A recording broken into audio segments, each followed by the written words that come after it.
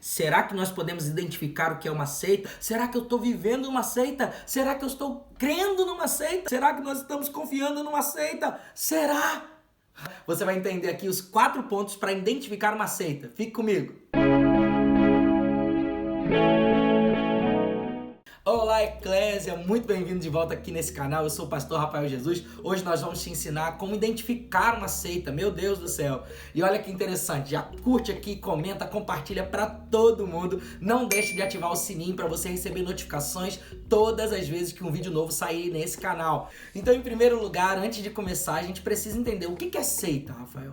Seita nada mais é do que uma facção. O nome seita quer dizer facção. Facção dentro de um conjunto religioso, de um conjunto de pensamento religioso. Então, por exemplo, existiam várias seitas dentro do judaísmo. Por exemplo, os saduceus é uma seita dentro do judaísmo, uma facção. Os elotes são seitas dentro do judaísmo. Então a gente vai perceber que toda seita ela tem 2 caminhos somente. O primeiro caminho, ela se adequa àquele conjunto de pensamento hegemônico da sua fé cristã, ou então ela se emancipa, ela se torna independente daquela fé, se tornando uma religião totalmente separada. Bom, o Dr. Walter Martin, quando ele vai definir o que é uma seita, ele diz assim, abre aspas, um grupo de indivíduos reunidos em torno de uma interpretação errônea da Bíblia, feita por uma ou mais pessoas. Também John McDowell, ele vai definir seita como, abre aspas, é uma perversão, uma distorção do cristianismo bíblico ou a rejeição dos ensinos históricos da igreja cristã. Quando nós vamos explicar o que é uma seita, nós precisamos ter na nossa mente que na Bíblia existem 3 tipos de doutrina. Bom, a primeira grande doutrina é a sã doutrina, aquilo que seria a doutrina de Deus, aquilo que os próprios apóstolos vão passar uns para os outros e assim por diante até chegarmos aqui como conjunto de fé cristã. Essa sã doutrina não tem a ver com a vontade ou a visão de homens, mas sim com aquilo que a Bíblia expressa e atribui como princípio bíblico. Lembrando que a palavra diz que o Velho Testamento é sombra para o Novo Testamento, para Cristo.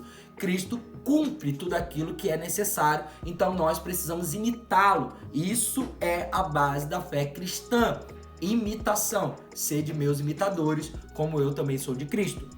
O segundo tipo de doutrina que a gente pode ver na Bíblia é a doutrina de homens. Essa doutrina é aquilo que costumeiramente nós chamamos de usos e costumes, ou tradição da igreja. Não tem nenhum erro nisso. A palavra vai dizer que é até bom que o pastor zele pelas suas ovelhas. Então, de acordo com a sua cultura, visão, ensinamento, geografia, tempo, tudo isso vai gerar aquilo que a gente chama de tradição da igreja, usos e costumes ou doutrina humana.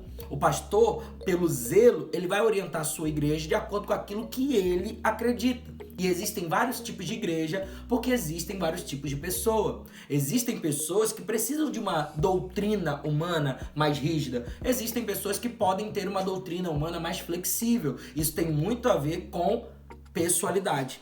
Mas nós precisamos entender uma coisa. A doutrina de homens ela é lícita, segundo o zelo pastoral, mas ela se torna herege quando ela se coloca no lugar salvífico, que só Cristo pode ter. Ele sim é o sacrifício da nossa salvação, o sacrifício do nosso perdão. Outra doutrina que a gente pode ver na Bíblia e que vai ajudar a gente a definir uma seita, aí sim mais pesado, é a doutrina de demônios. Por exemplo, 1 Timóteo 4:1. Olha o que diz. Mas o Espírito expressamente diz que nos últimos dias se apostatarão da fé alguns, dando ouvido a espíritos enganadores e a doutrina de demônios. Na verdade, são doutrinas que têm seu fundamento em heresia. A doutrina de demônios, ela não tem nada de benéfico. Ela é, sim, má, vil, ela é danosa, ela é satânica e ela se apropria de pessoas que estão ali quebradas para usá-las contra a sua própria fé. Então você vai perceber que essas pessoas geralmente que são manipuladores, que são vendedores da fé, essas pessoas que estão ali criando discípulos após si, não para Cristo, se colocando no centro e não Cristo, essas pessoas essas sim estão fazendo aquilo que a Bíblia chama de heresia, estão sim fazendo aquilo que a Bíblia chama de doutrina de demônios. Todas as religiões, para o cristão, né? Todas as religiões que não comungam da fé cristã e não têm a palavra de Deus como a sua bússola, como o seu manual de sobrevivência, logo para nós, essas religiões, essas facções serão tidas como seitas, certo? Algumas dessas seitas se denominam cristãs, igrejas evangélicas. Ainda assim, mesmo nominalmente sendo cristãs, o que vai dizer se elas são verdadeiramente evangélicas é o princípio bíblico. Se esse livro basta para ser o fundamento da sua fé. Se não, elas, na verdade, são caracterizadas como facções e seitas. Eu vou usar aqui 4 pontos que vão nos ajudar a esclarecer o que é uma seita. Então, a identificar o que é uma seita, tá? Para ficar mais claro e mais fácil, eu vou usar figuras de linguagem da matemática. Eu vou usar soma, né, adição, subtração, multiplicação e divisão. Certo? Os 4 pontos da identificação de uma seita, algumas vão fazer somente um desses pontos. A maioria das seitas, ou pelo menos as mais conhecidas e as que mais são debatidas nos últimos tempos, são aquelas que têm 4 pontos muito claros. É muito fácil de perceber. O primeiro ponto, então, para se identificar uma seita é adição. Por quê? O grupo adiciona algo à Bíblia, isso é, sua fonte de autoridade não se restringe somente à Bíblia. Bom, a palavra de Deus ela é suficiente para o ensino. É claro que todos nós podemos buscar conteúdo para explicar o texto bíblico. Eu mesmo sou escritor, eu tenho meu livro lá, se você quiser comprar aí não tem problema nenhum. Mas o meu livro não é a Bíblia. O meu livro é a visão do pastor Rafael sobre aquele texto bíblico. Ainda que eu acredite de fato que eu tenha sido inspirado pelo Espírito Santo, não está equiparado, não é o mesmo peso. Se você tiver que ler o meu livro ou ler a Bíblia, escolha a Bíblia. Você está entendendo? Todos os livros que nós lemos, tudo que nós podemos ler para a profundidade do texto bíblico, nós temos que ler conforme quem come peixe, tirando espinhos. Por quê? Porque tem a visão humana, não é a inspiração pura como a palavra de Deus é, inerrante, totalmente perfeita, imutável palavra de Deus. Muitas vezes na nossa história, nós vemos pessoas que foram ou tiveram experiências, segundo eles, espirituais com anjos ou com o próprio Deus, que aparece para eles dando um novo mandamento, dando um novo evangelho, dando um novo livro, ou dando um livro para trazer as pessoas de volta ao judaísmo. A gente vê algumas desses líderes religiosos dizendo, não, eu tive um encontro com um anjo e ele me explicou a verdadeira religião. Não, em 1844 eu tive um encontro com um anjo, eu tive uma visão e eu vi as tábuas da lei, lá acendia principalmente os mandamentos segundo a lei judaica. Temos que voltar à prática desses mandamentos do judaísmo. Então você vai perceber que todas as seitas, elas se apropriam de um livro à parte, de um escrito à parte, de uma pessoa que disse algo à parte, geralmente trazendo para si uma experiência sobrenatural para dizer que a Bíblia não é suficiente, para dizer que a Bíblia precisa ser interpretada segundo aquela leitura, segundo aqueles escritos dessa pessoa, desse líder religioso, tá bom? A palavra diz em 2 Timóteo 3, 16, 17, olha aqui.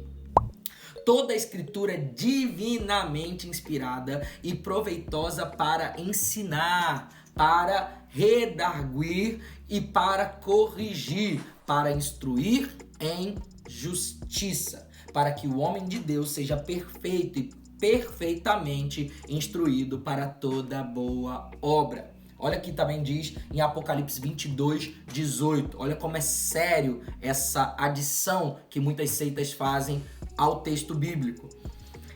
Porque eu testifico a todo aquele que ouvir a palavra da profecia deste livro que se alguém lhes acrescentar alguma coisa, Deus fará vir sobre ele as pragas que estão escritas nesse livro. Olha como é sério, olha como a Bíblia trata seriamente esse texto. Lembra de uma célebre frase? Texto sem contexto é pretexto para heresia. toda seita, ou quase toda, vai adicionar algo ao texto bíblico, vai completá-lo através de um escrito, de uma experiência que o seu líder teve. A segunda coisa que nós podemos analisar aqui para identificar uma seita é a subtração. O grupo subtrai algo da pessoa de Jesus. O que quer dizer? Geralmente o grupo subtrai algo, obviamente, da Bíblia, mas especificamente da pessoa de Jesus Cristo. Muitas seitas hoje, elas dizem, não, Jesus não veio como homem, Jesus era um espírito evoluído, era um guia, era um espírito de luz, tirando dele a humanidade. Outras vão dizer, não, Jesus não é Deus, Jesus não é espírito, Jesus era um homem bom, era um filósofo, um profeta, ele era alguém usado por Deus, mas ele não era Deus, ele nunca nem se disse Deus. Outras seitas ainda vão tirar dele a pessoalidade. Não, Jesus ele não se relacionava com um homem desse jeito, ele era totalmente altivo. Ou algumas pessoas vão negar a morte ou a ressurreição de Cristo. Isso então é a pior de todas as heresias, porque descredibiliza toda a nossa fé cristã. Apocalipse 22, lá no versículo 19, vai falar ainda sobre subtração. E se alguém tirar qualquer palavra do livro dessa profecia, Deus tirará a sua parte do livro da vida e da cidade santa e das coisas que estão escritas nesse livro. A terceira coisa que nós podemos analisar quando vamos identificar uma seita é a multiplicação. O que é isso? Pregam a autossalvação, autojustificação. Crer em Jesus é importante, mas não é tudo. A salvação é pelas obras. Às vezes repudiam publicamente o sangue de Jesus. Na multiplicação, eles inflam aquilo que seria a obrigatoriedade para ser salvo. Então, o sangue de Jesus é importante, mas não é suficiente. A pessoa de Jesus é importante, mas não é suficiente. Em algumas dessas seitas, Jesus estará presente, como eu disse, como um profeta, como um símbolo, como alguém bom, mas não como Deus, não como sacrifício, não pelo seu sangue. Essa multiplicação, ela sempre está ligada muito à religiosidade. Então, tem um conjunto de regras. Se você não deixar de comer porco, se você não cumprir o sábado, se você não comprar a botija de óleo ungido, você não será salvo. Cuidado! Na multiplicação, as regras são demais para tornar aquilo que é muito simples algo muito difícil. A palavra diz que como que se crê em Jesus Cristo? Bom, Atos 16, versículo 30 ao 31 vai dizer: E tirando-os para fora disse, Senhores, que é necessário que eu faça para me salvar? Eles disseram, crê no Senhor Jesus Cristo e será salvo tu e tua casa. Entende uma coisa, a palavra diz que simplesmente nós precisamos crer no Senhor Jesus, confessar com a boca e crer com o coração que Cristo é o Senhor e seremos salvos. Querido, a fé cristã é baseada em Cristo. Ele é o caminho, Ele é a verdade, Ele é a vida. E o seu sangue fez o caminho para a nossa redenção. Nada mais. O sangue de Jesus é suficiente. Olha o que a Bíblia diz em Colossenses 2, 16 e 17. Portanto, ninguém vos julgue pelo comer ou pelo beber, ou por causa dos dias de festa, ou da lua nova, ou dos sábados, que são sombras das coisas futuras, mas o corpo é de Cristo. Olha que interessante. Aqui Paulo está tratando exatamente desse caso. A seita judaizante daquela época dizia que os cristãos precisavam voltar aos costumes judeus, já que ele está tratando ali principalmente numa cultura gentílica. Em quarto e último lugar, quando nós identificamos uma seita, nós falamos de divisão, tá? O símbolo de dividir. Então, o que é isso? Dividem a fidelidade entre Deus e a organização. Desobedecer à organização ou à igreja equivale a desobedecer a Deus. Não existe salvação fora do sistema religioso. Na divisão, nós vemos aqui que toda grande seita ela vai pregar exclusivismo, aquilo que seria a doutrina da seletividade. Então, de acordo com aquele líder que teve aquela grande revelação da revelitude do revelamento, estabelece um princípio de salvação.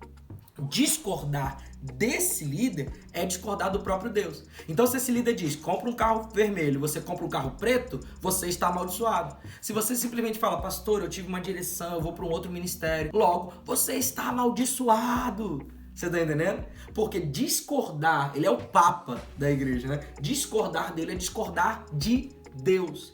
Geralmente nessas seitas, elas vão dizer, só há salvação aqui. Lá em 1844, quando eu tive a visão das tábuas da lei, Deus me mostrou que todas as outras igrejas evangélicas e protestantes, Deus rejeitou essas igrejas e a única verdadeira igreja é a nossa. Né? Nós somos aqueles que fazemos parte dos 144 mil que vão ser salvos. Ou coisas semelhantes a essa que nós ouvimos nessas seitas dos últimos dias. Olha o que diz em 1 Coríntios 3, no versículo 5 ao 7. Pois quem é Paulo e quem é Apolo, senão ministros pelos quais crestes, e conforme o que o Senhor deu a cada um? Eu plantei, Apolo regou, mas Deus deu o crescimento. Por isso, nem eu que plantei alguma coisa, nem o que rega, mas Deus que dá o crescimento é importante. Lá no versículo 11 de 1 Coríntios 3, vai dizer assim: porque ninguém pode pôr outro fundamento além do que já está posto, o qual é Jesus Cristo. Querido, não existe outro fundamento de salvação do que a palavra, do que Cristo. A palavra ainda vai dizer, né, em 2 Pedro 2:1, e também houve entre o povo falsos profetas, como entre vós haverá também falsos doutores, que introduzirão encobertamente heresias de perdição e negarão o Senhor que os resgatou, trazendo sobre eles mesmos repentina perdição. Entenda uma coisa, toda doutrina e esses 4 pontos que nós falamos aqui, eles vão se basear principalmente em falsas profecias. Então essas crenças vão dizer, não, eu vi um anjo, ele me disse que na verdade Jesus não morreu. Judas foi para a cruz no lugar dele e Deus transfigurou o rosto de Judas para parecer o de Jesus. Olha que interessante. Não tem Bíblia para isso, não tem testemunha, não tem nada, mas simplesmente Deus apareceu numa caverna para o homem e disse isso. Entende isso? Sempre tem a ver com isso. Então, cuidado com esse excesso do misticismo. Toda experiência sobrenatural precisa ser filtrada pelo texto bíblico. Se não condiz com a Bíblia, não foi Deus. O último texto que eu gostaria de ler com vocês para a gente finalizar aqui esses pontos de seita é o texto de Colossenses, lá no versículo 2, a partir do versículo 16. Preste bastante atenção nisso. Portanto, ninguém vos julgue pelo comer ou pelo beber, ou por causa dos dias de festa, ou de lua nova, ou de sábados, que são sombra das coisas futuras, mas o corpo é de Cristo. Ninguém vos domine a seu bel prazer com pretextos de humildade e culto de anjos, envolvendo-se em coisas que não viu, estando de balde inchados na sua carnal compreensão, e não ligados à cabeça, do qual todo o corpo, provido e organizado pelas juntas e ligaduras, vai crescendo em aumento de Deus. Se, pois, estáis mortos com Cristo quanto aos rudimentos do mundo, por que vos carregais ainda dessas ordenanças? Como que se vivesse ainda no mundo, tais como não toque, não prove, não manuseie, as quais coisas todas perecem pelo uso, segundo os preceitos e doutrinas de homens. Olha aí, doutrina de homens. As quais têm, na verdade, alguma aparência de sabedoria em devoção voluntária, humildade e em disciplina do corpo, mas não tem valor nenhum, senão para satisfazer a sua própria carne. Querido, toda seita e heresia vai ter, geralmente, pelo menos um desses pontos que nós abordamos aqui. Tire as suas próprias conclusões, não seja enganado, volte seus olhos para o texto bíblico e se você perceber que você está num lugar onde esses pontos aqui são muito fáceis de perceber, fuja daí desse lugar, busque a Deus, uma direção para uma verdadeira igreja bíblica e eu tenho certeza que Deus te levará a um lugar de profundidade nele.